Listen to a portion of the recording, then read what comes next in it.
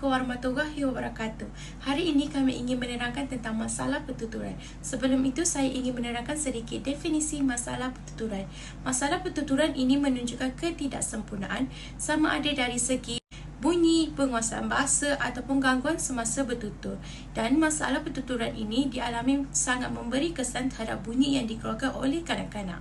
Kalau macam tu, apa tanda-tanda yang boleh kita Tanda-tanda yang boleh ibu bapa mengenal pasti kanak-kanak tu mengalami masalah pertuturan atau tidak, iaitu apabila kanak-kanak telah mencapai umur setahun, kanak-kanak akan mula cakap first word, iaitu contohnya mak.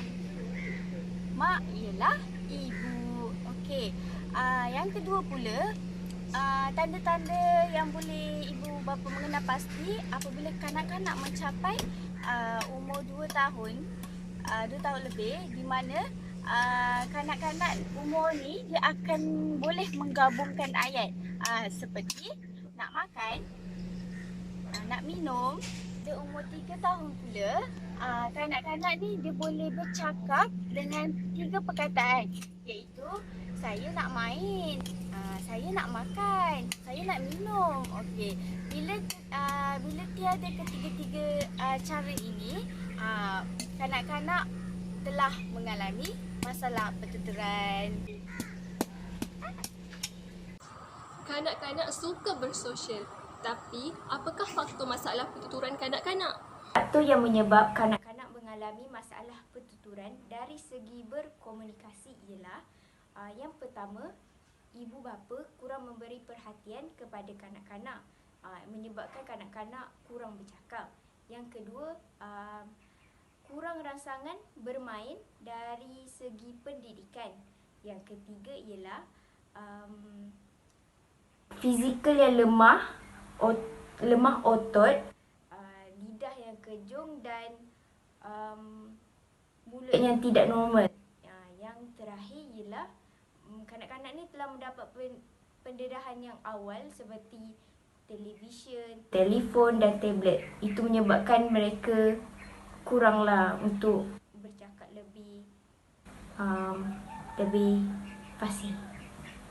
Okey, soalan seterusnya ialah apakah peranan ibu bapa untuk mengatasi masalah kanak-kanak yang mempunyai masalah pertuturan? Okey, diminta Dayang untuk memperjelaskan soalan tersebut.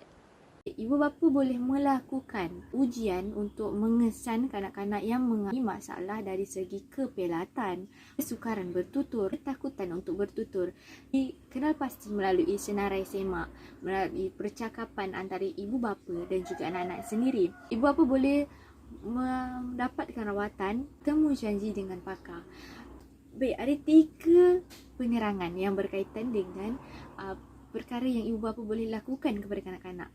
Ibu bapa boleh melakukan expression ataupun pengembangan untuk mengajar teknik membentuk ayat dengan menggunakan tata bahasa yang betul tanpa adanya perkataan pelat. Manakala yang kedua ialah self-talk. Self-talk ni maksudnya bercakap sendiri.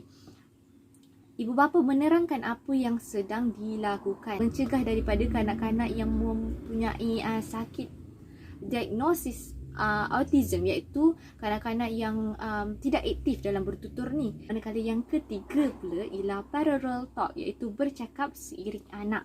Baiklah, terima kasih. Sampai sudah akhir video ini. Sebelum itu, saya ingin menerangkan sedikit kesimpulan masalah pertuturan. Dalam konteks ini, kita perlu menyedari bahawa kanak-kanak dalam masalah pertuturan dan juga kesukaran dalam aspek bahasa adalah salah satu golongan khas. Seperti mana kita sedia maklum, kedua-dua aspek ini memberi pengaruh yang sangat besar dalam perkembangan dan juga pencapaian pendidikan kanak-kanak. Disebabkan hal itu, sebarang jenis dan masalah bahasa atau pertuturan yang dihadapi oleh kanak-kanak perlu diambil tindakan segera. Dan pelbagai intervensi boleh dijalankan dan dilakukan bagi memulihkan masalah pertuturan ataupun masalah berkenaan.